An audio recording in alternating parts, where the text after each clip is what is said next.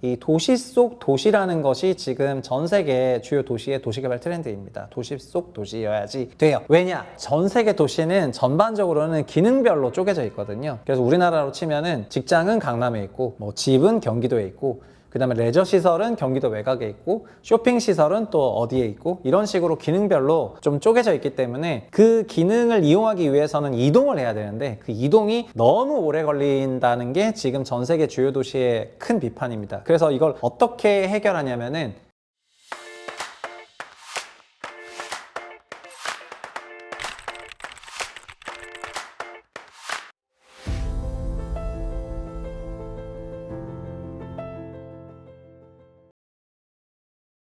안녕하세요, 최부심입니다. 요즘 국토부 발표하는 여러 가지 내용들에 뭐 성이 안 찰 때가 되게 많지만, 지난주에 나왔던 내용들은 굉장히 좀 전달해 드릴 만한 그런 필요성이 있어가지고 좀 꺼내봤습니다. 사실 지난주에 두 가지 정책 발표가 있었는데, 하나는 언론의 주목을 엄청 받았어요. 그린벨트 풀겠다는 거.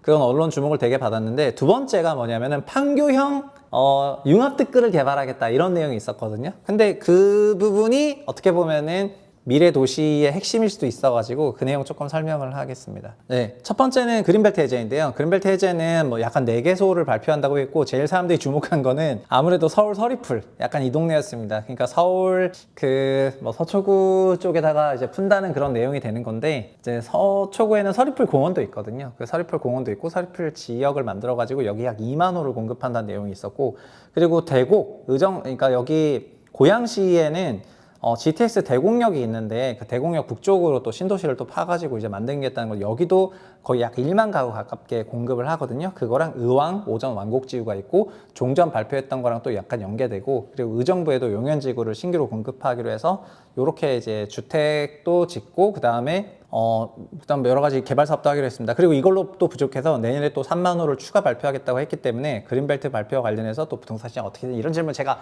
엄청 받았어요. 근데 신도시 짓고 집 지으려면 하세요 걸려. 그래서 당장 별 영향은 없습니다. 별 영향은 없지만, 네, 어쨌든 정부가 주택 공급에 대해서 계속해서 의지를 밝히고 있다, 약간 이 정도로 해석을 하시는 게 조금 좋겠다, 이런 말씀을 드리겠습니다. 서울 서초 서리풀 지구는 지금 과천이랑 연결되는 그런 지역에 있는 거고요. 과천이 살짝 이렇게 살짝 좀 길어지는 이제 그런 형식이 조금 되는 것 같은 느낌을 받고 있습니다. 고양 대곡지구는 여기는 이제 화정지구인데, 화정이랑 연결돼 가지고 상당한 규모로 개발이 될 것 같거든요. 그래서 대곡 역세권 복합 개발이랑도 또 약간 연계가 되는 거니까, 여기는 어떻게 보면은 고양시의 축을 좀 더 서울 쪽으로 끌고 오는 그런 효과가 있을 것 같고요. 그리고 오전 완곡지구, 의왕에 있는 거죠. 의왕은 이제 안양이랑 이제 끼고 있는데, 그 의왕 부분을 여기 이렇게 개발해가지고 하겠다는 거니까, 어떻게 보면 과천부터 시작하는 과천, 평촌, 의왕, 오른쪽이 판교를 연결하는 그런 맥락으로 생각이 되고요. 그리고 경기 의정부 용현지구는 이제 서울 동북부권에 대한 그런 의정부시의 복합개발 방식이 되겠습니다. 사실은 그린벨트 해제를 통해 가지고 신도시를 건설하겠다는 거는, 구도심이랑 신도시 주택 공급에 대해 가지고 개념을 다시 리마인드를 해보면은, 주택 공급은 결국 구도심이 아니냐 신도심이 아니냐 두 개밖에 없고요.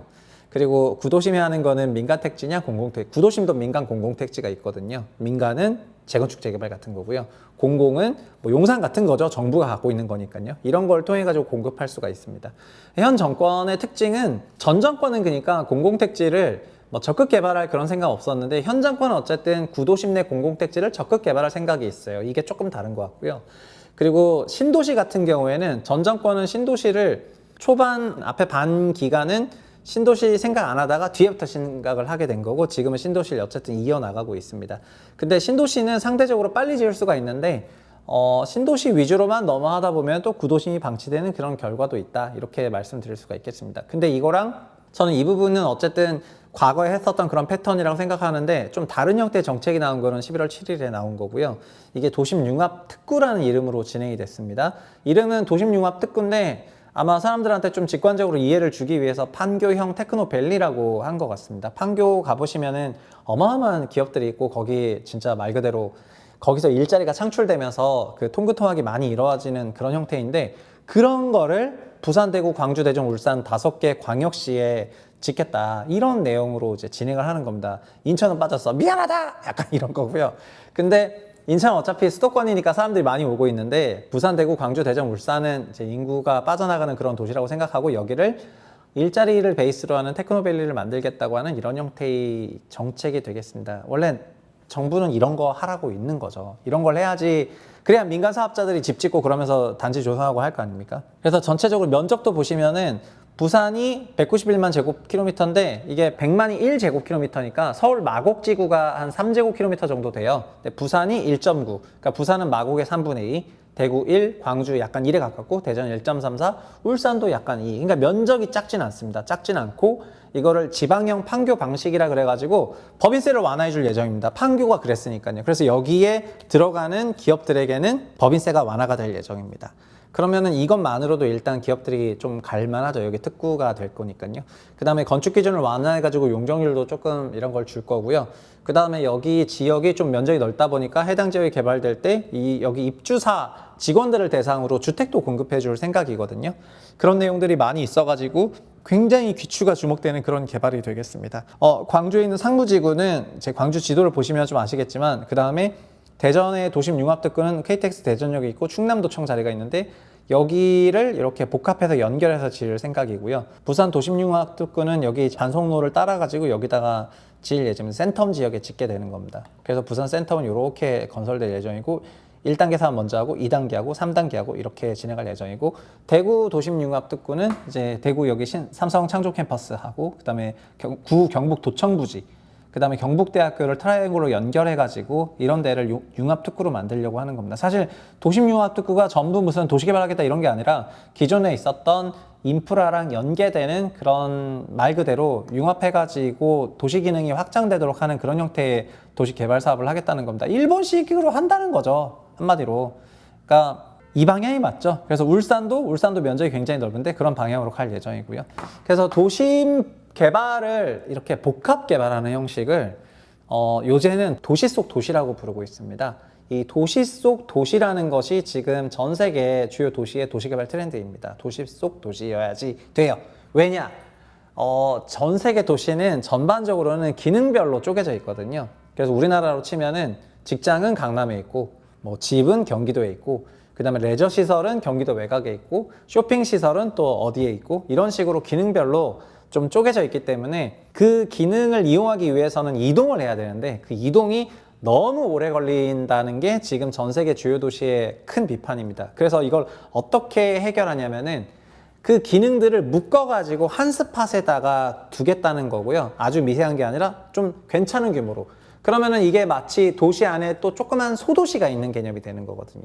그래서 이걸 도시 속 도시라고 해가지고 요 사이즈로 도시를 복합 개발하는 거가 지금 추구하는 방향이 많이 되고 있습니다. 그리고 그 구심력을 하기 위해 가지고는 문화예술 시설을 짓기도 하고 뭐 일자리용 시설을 짓기도 하고 학교가 있기도 하고요.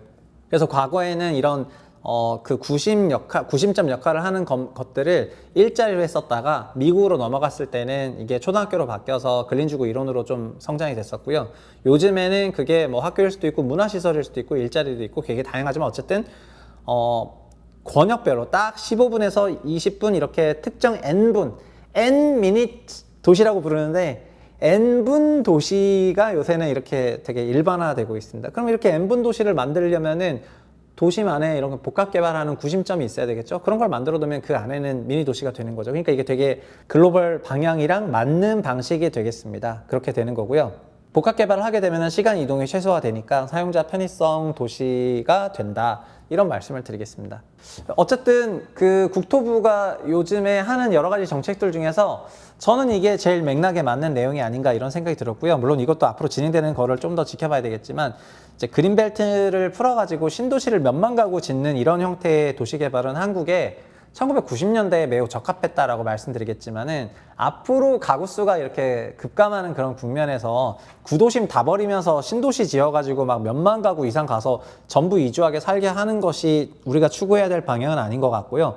종전 구도심을 콤팩트하게 복합 개발하는 형태로 도시 개발이 진행되는 게 맞다는 생각들을 아마 많은 분들이 하고 계실 겁니다. 그러면은 원도시가 벌어지는 현상도 없고 그리고 신도시를 만들면서 잉여 생산할 필요도 없게 되는 거니까 이런 방식으로 가야 될 것 같습니다. 근데 이거를 5대 광역시에 어떻게 보면은 약간 시범사업처럼 추진한다는 면에서 저는 좀 환영한다 이런 뜻을 비추고요. 이 사업이 좀 잘 됐으면 하는 바람입니다. 이게 잘 된다면은 결국은 지방도 판교처럼 자생력 있는 그런 도시 거점 지역을 갖게 되면서 거기를 베이스로 통근통학과 이제 인구가 그쪽으로 많이 몰리고 시장이 커지는 이런 과정을 거치게 될 거라고 생각을 하거든요. 그래서 정말 잘 됐으면 좋겠습니다. 피크아웃 시대니까 이런 거가 잘 돼야지 피크아웃 코리아 막는 거 아니겠습니까? 오늘 여기까지 하겠습니다. 감사합니다.